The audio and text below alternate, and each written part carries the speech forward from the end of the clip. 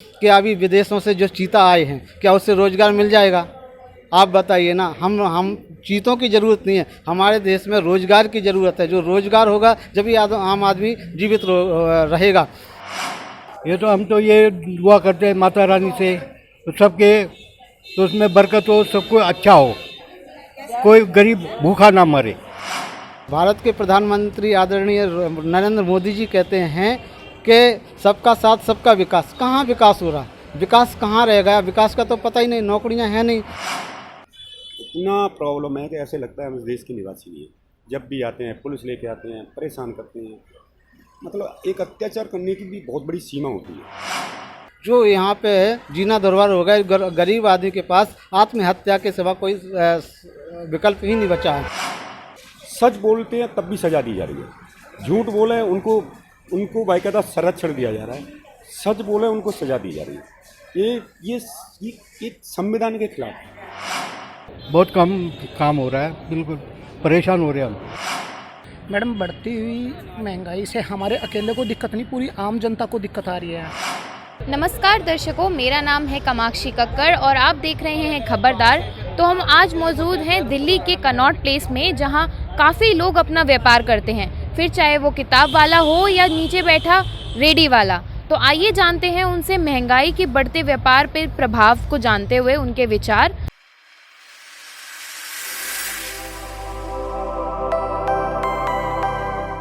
तो सबसे पहले मैं आपसे जानना चाहूँगी कि अभी जो बढ़ती महंगाई है उस पर आपकी क्या राय है कि बढ़ती महंगाई कितना ठेस पहुंचा रही है आपके व्यापार? देखो, व्यापार तो हमारा एनडीएमसी अभी लगने ही नहीं दे रही। 1 साल हो गई है, हमें कोई सुनवाई है नहीं है हमारी। ना तो कोई एनडीएमसी सुन रही, ना कोर्ट सुन रहा, ना कोई जनता सुन रही, कोई नहीं सुन रहा। जनता तो फिर भी सुनती है, बाकी लोग एनडीएमसी और नेता और कोर्ट तीनों हमारी कहीं सुनवाई नहीं है 1 साल से। इतना प्रॉब्लम क्रिएट किया हुआ है 1 साल से कि जैसे कि हम इस देश के निवासी नहीं हैं। महंगाई है, महंगाई तो बढ़ी रही है, महंगाई पर तो कोई अंकुश है ही नहीं। और महंगाई बढ़ना है कि क्योंकि किसानों के लिए वो ये अभी एमआरपी बढ़ाई है, जब बढ़ाई है तो फिर महंगाई तो नेचुरल बढ़ेगी।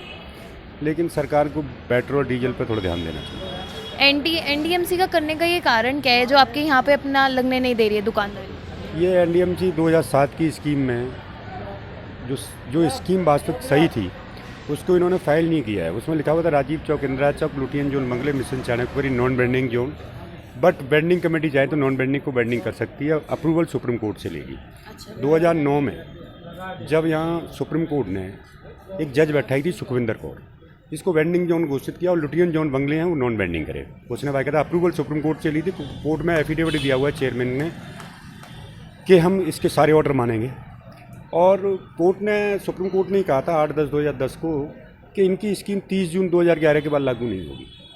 लेकिन एनडीएमसी ने जानबूझ करके हाई कोर्ट को फर्जी तरीके से बताया कि हमारी स्कीम सुप्रीम कोर्ट से अप्रूव्ड है, और उसने उस लाइन को ही ख़त्म कर दिया है। इन दुकानदारों ने उस लाइन पर जो फोटो कॉपी करी उस लाइन को ही ख़त्म कर दिया कि बेंडिंग कमेटी चाहे तो नॉन बेंडिंग को बेंडिंग कर सकती है।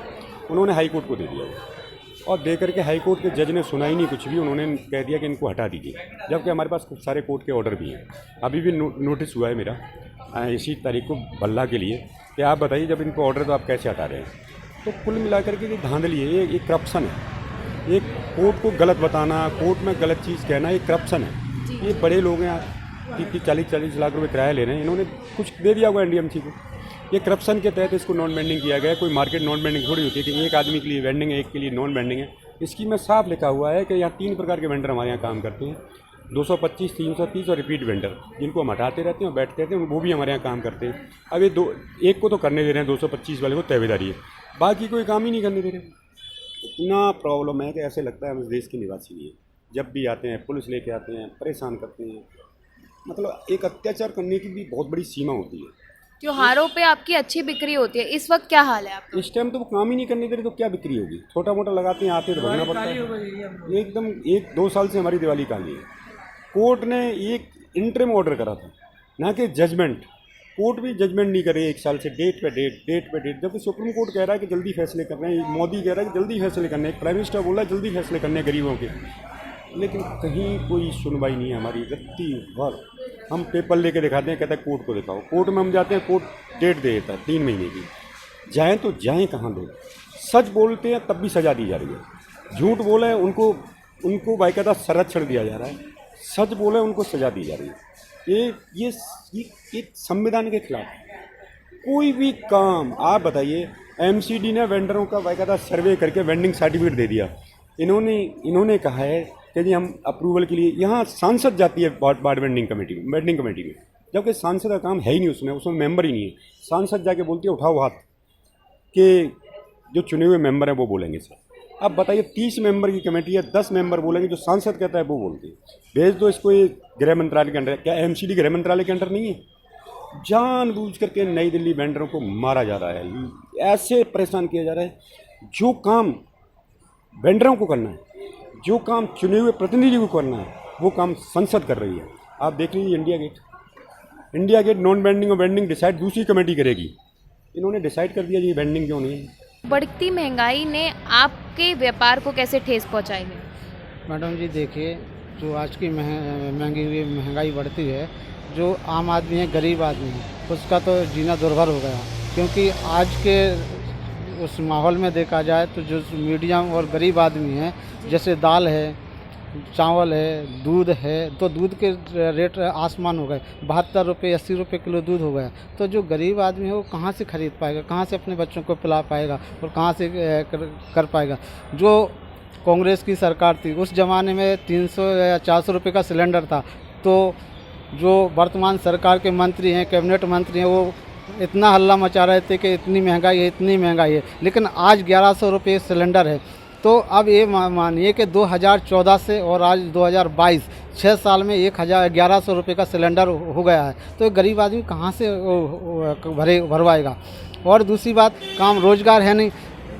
भारत के प्रधानमंत्री आदरणीय नरेंद्र मोदी जी कहते हैं कि सबका साथ सबका विकास। कहाँ विकास हो रहा है? विकास कहाँ रह गया? विकास का तो पता ही नहीं, नौकरियां हैं नहीं। तो आपको कहीं ना कहीं लगता है कि जो हमारी राजनीति है वो यहाँ पे बहुत बड़ा खेल खेल रही है? मैडम जी, जो भी राजनीति है सिर्फ राजनीति, एक मुद्दे की राजनीति रह गई है। इनके पास नहीं, राम मंदिर बनवा दो, चलो वो बन गया। कोई भी बात होता है, कोई भी अगर होता है, हिंदू मुसलमान की बात होती है। और अगर हम कोई भी अपने रोजगार की बात होती है तो कोई नहीं कोई ऐसे टॉपिक लाते हैं कि जैसे उससे दबा दिया जाता है।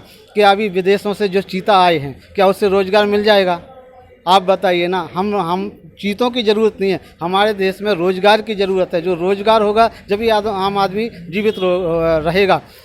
माननीय प्रधानमंत्री जी कहते हैं कि जो सरकारी दीवार हैं उसके साथ आप पकौड़ा बेचिए। क्या ये सरकार हमको पकौड़ा बेचने देती है? कोई भी प्रशासन उठा के मारती है, पुलिस वाले आते डंडे मारते, प्रशासन वाले सामान उठा के ले जाते। तो मैडम जी, जो यहाँ पे है जीना दुर्भर हो गया। गरीब आदमी के पास आत्महत्या के सिवा कोई विकल्प ही नहीं बचा है। हम लोग, हमारे 2-2 3-3 बच्चों को इस महंगाई में कहाँ से पढ़ाएंगे, कहाँ से लिखाएंगे? इतनी महंगाई है, रोजगार है नहीं, कहाँ पे जाएं? सरकार उजाड़ लेती है। जो भी है नए कानून आते हैं, हम लोग पटरी लगाते। 1 साल से हमारी पटरी भी नहीं लगती, तो हम अपने बच्चों को कैसे पालन पोषण करेंगे?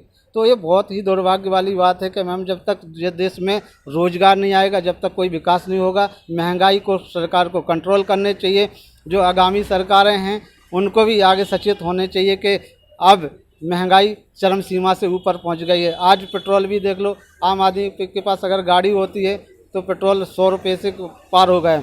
सरकारें नए कानून लगाते हैं कि अगर किसी के पास स्कूटर है, पंखा है, कूलर है, एसी है, तो उसको टैक्स में आ जाएंगे। तो आम आदमी क्या, गरीब क्या है? गरीब के पास वो नहीं होने चाहिए, कूलर भी नहीं होने चाहिए, गरीब के पास साइकिल भी नहीं होनी चाहिए। ये सरकारें चाहती क्या है? मैं तो ये सरकार से पूछना चाहता हूँ कि चाहती क्या है? आप किसको गरीब की श्रेणी में रखना चाहते हैं? ये अति दलित है, गरीबी। आप गाँव में इतना बुरा हाल है मैम कि दवाइयों के लिए भी लोगों के पास पैसा नहीं है। अभी जो कोरोना काल हुआ है, भगवान नहीं करे कि ऐसा कभी और भी आए, लोगों के पास खाने के लिए पैसे नहीं हैं, रोजगार नहीं है। रोजगार में चरम सीमा में आदमी टूट गया है। तो रोजगार, सरकार को रोजगार देना चाहिए। मैम, आपके व्यापार पे बढ़ती महंगाई से कोई ठेस पहुँची है?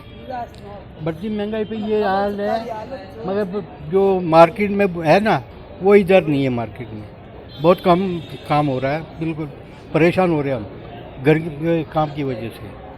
तो बड़ी बड़ी मार्केट है, सारे उधर ही जा रहे हैं, तो इधर तो कोई इतना है ही नहीं। इतनी परेशानी होती है हमको। इसी के साथ ऑनलाइन बिक्री काफ़ी आजकल शुरू है ऑनलाइन लोग मंगाते हैं तो उससे क्या फ़र्क पड़ रहा है?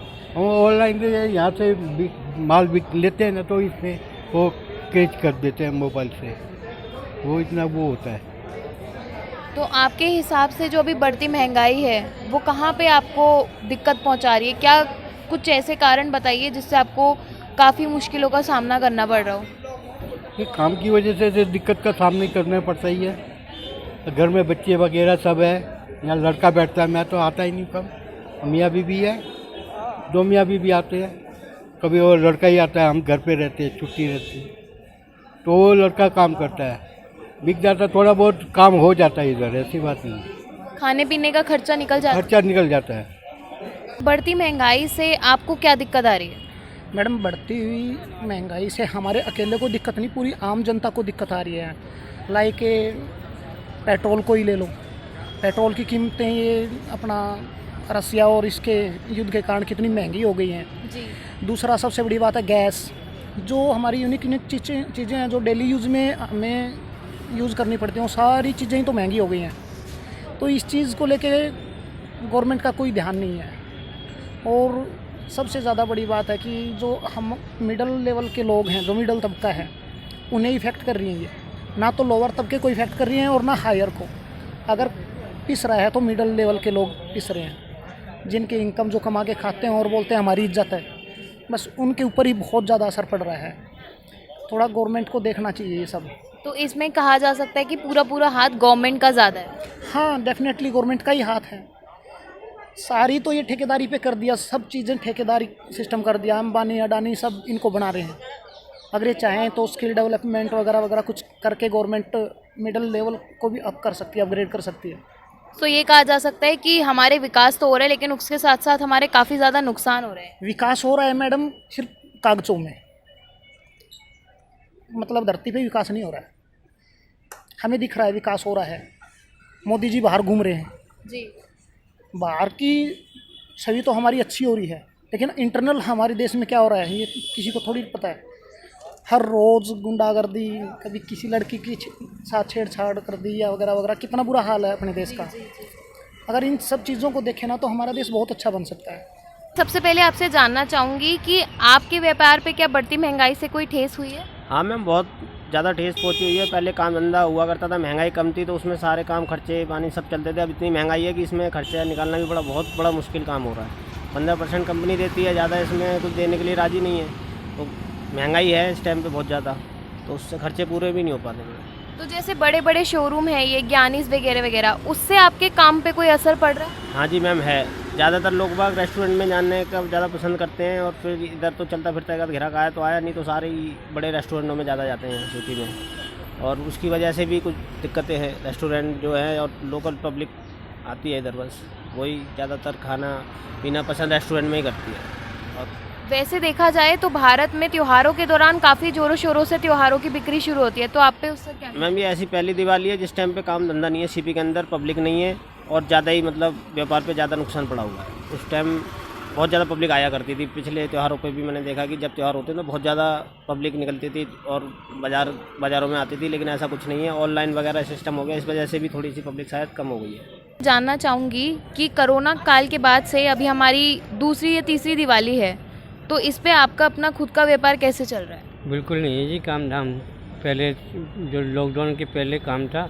अब बिल्कुल काम नहीं है। जो कस्टमर आते थे हमारे पास, उनके कई ऑफिस बदल गए, कहीं चले गए, कहीं जो ऑफिस में 10-20 आदमी काम करते हैं वहाँ 2-4 आदमी काम कर रहे हैं। तो काम तो बहुत फ़र्क पड़ गया, बिल्कुल काम ही नहीं है। तो बढ़ती महंगाई ने कहीं ना कहीं आपके व्यापार को ठेस पहुँचा? हाँ ये बहुत ज़्यादा, आला भी काम नहीं है और महंगाई की तो इतनी है कि गुजारा करना बहुत मुश्किल पड़ रहा है। अब बताओ, इतने हम जूता पॉलिश करते हैं यहाँ इंडेमसी, हम यहाँ पहले अच्छी यहाँ बैठते थे, अब इंडेमसी नहीं यहाँ बैठने दे रही है। आज हमको 35 साल हो गए यहाँ बैठे बैठे, अब वो नहीं बैठने देते। रोज़गार आते हैं तो ये सामान रखा बाहर उठा के भागने पड़ता है अंदर को, नहीं भागेंगे तो सामान उठा के ले जाएंगे। तो वैसे काम नहीं है और ऊपर से इंडेमसी वाले परेशान करते हैं। क्या क्या मुश्किलों को आपको झेलना पड़ रहा है? सारी मुश्किल ही है, कोई सुख नहीं है ना। यहाँ बच्चे भी जहाँ काम करते थे उनका भी काम छूट गया, उनको भी नहीं बुलाया, वो भी घर बैठे हुए हैं। और यहाँ 200-300 रुपये कमाता, वो भी नहीं कमा पाता हूँ।